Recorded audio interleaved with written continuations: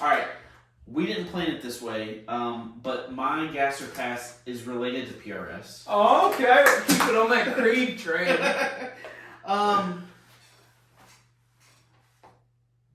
The PRS, I think it's HDRX.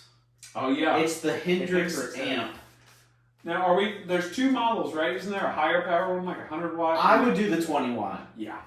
Because, like, you don't really need more than that for what we do. That's a good gas or pass. Yeah. Because I've got a problem. You can't play that ever, so.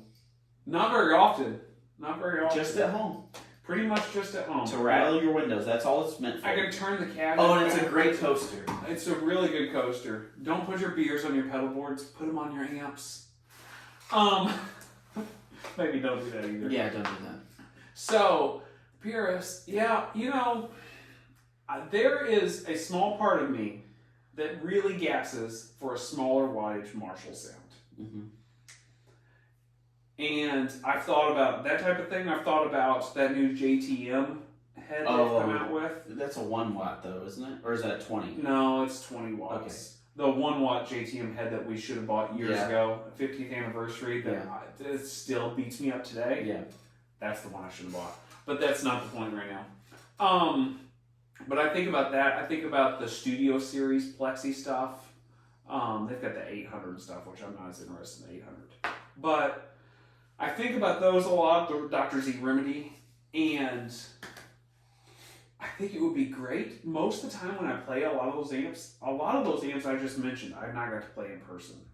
I've played one of those PRS Hendrix amps, and I played it really quiet and clean, I think, and maybe slight overdrive. Mm-hmm. But I was more interested in the guitar at the moment, so I wasn't really paying too much attention to the amp. And I remember thinking it was good, but it didn't blow me away or anything at that time. I needed to fool with it more.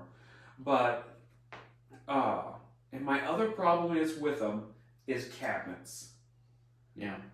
I think there is something about the Marshall sound that has to be air pushing, and it has to be the right cabinet size. I think one of those Hendrix amps with a 112, maybe the ported Bogner cabs, however you say it, the ported Bogner cabs and like Dr. Z cabs they've got. I think Friedman does a ported one too. But those 1x12 cabs might be okay to do it, but I think you've at least got a 212 at the minimum. And for me, I think it's a partial gas. I don't know. I think I'm up in the air with it. I think I'm kind of, up and down with it. My problem is I've got the Marshall sound I love. I just can't take it anywhere. You can't do anything with it. I will have to put an attenuator on it and go take it and tame it down and basically, neuter the dang thing. Or just you to use take it out. this with an amp in a box. Yeah, exactly. A lot of times when you go play, you can get that thing on the edge of breakup. This thing here's not getting to the edge of breakup. Not even close. You can barely turn it past 3. Right, yeah, 3. Gosh, yeah, you're killing it by 3. It sounds amazing, but I can't get rid of it because it's the sound for me. Yeah.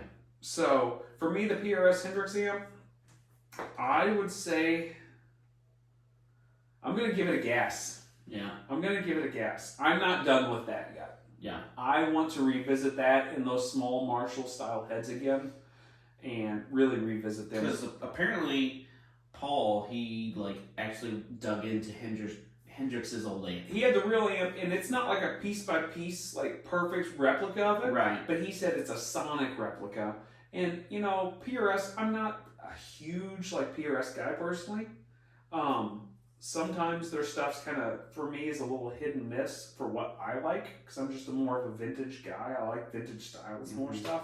Not that PRS isn't vintage now, but I think Paul's got a great ear.